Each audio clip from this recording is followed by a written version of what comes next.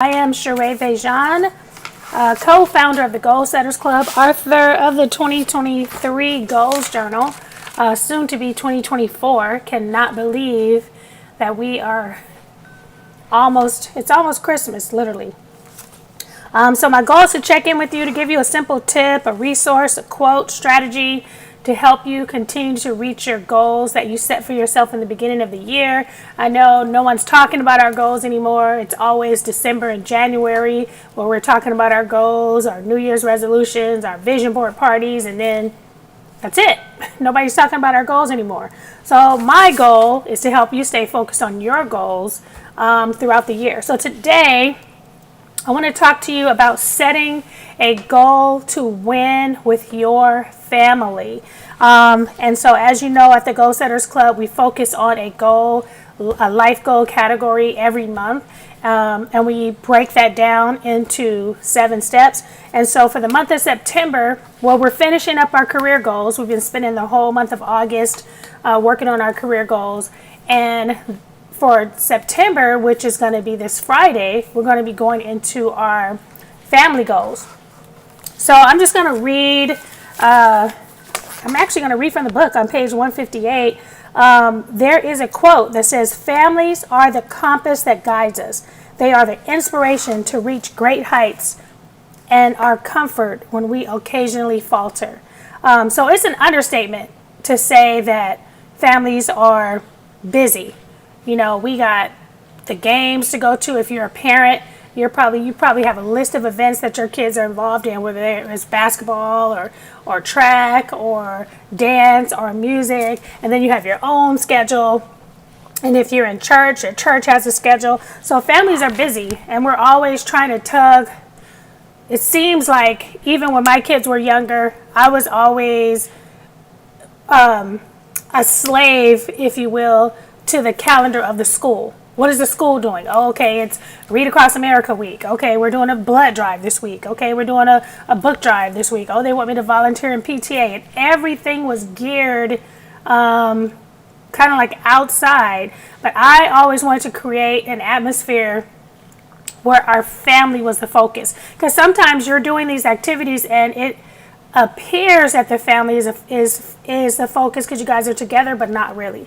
And so I try to focus on our family. So every week, you know, some people thought it was a bit much, but hey, this is my corporation. This is my company. I felt like if I'm going to be meeting with my manager every week, then I can meet with my kids every week. So we had a family prayer. We had our family goals. We had our family meeting so we could check in with each other and say, you know, what are you dealing with this week? What did you deal with last week? What are your goals?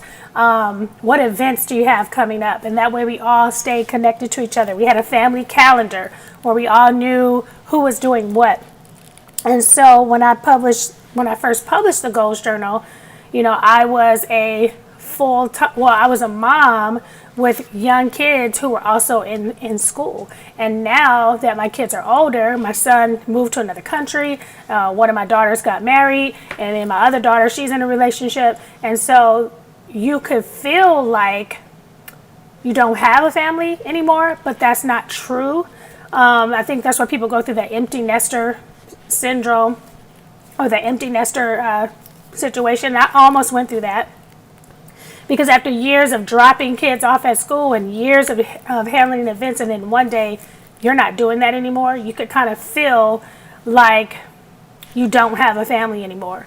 But this month, I want us to concentrate on what your family looks like, because that may look different to everybody, whether you're a single parent household, whether if you live alone and you are single, you still have family members. You know, what kind of relationships do you want to have with your cousins, your aunts, your uncles, people who live out of state? You know, setting up the goals that you want to achieve for your family and maybe future family. Maybe you didn't have the ideal family that you want and you're looking to increase your family, or you're looking to have a family. Then you want to start seeing what kind of goals you want to keep in place for that. So I'm going to read the end of this. I'm going to read the end of page 59. Thanksgiving and Christmas represent the rare opportunities for families to come together. Although that may be the case, I hope that you will not let the holidays and your uncle's funeral be the only opportunity to reconnect with your family. Maybe you're single, or maybe your family is far away or split up.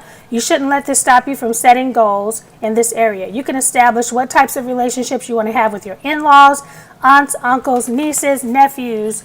Consider also supporting them by asking them what their goals are and maybe even serving as a family coach.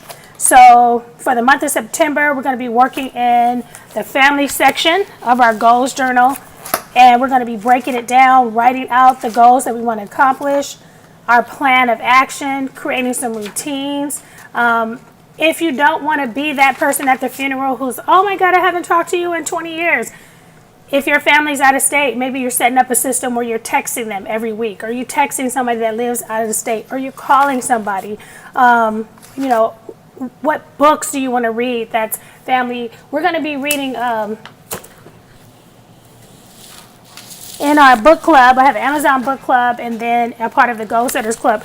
We're going to be reading the 7 steps, the 7 habits of highly effective family. So we're going to be reading this month.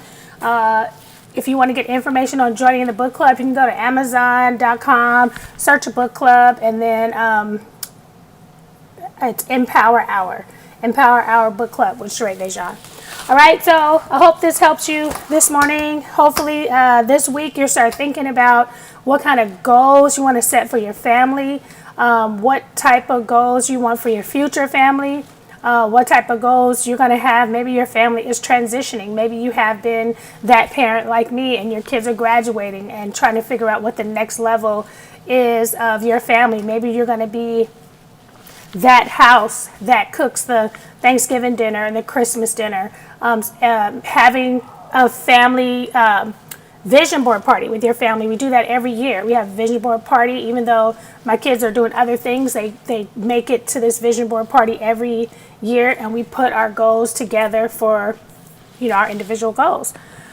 All right, you guys, well, thanks for tuning in to Every Day with Sheréa, and I will see you tomorrow.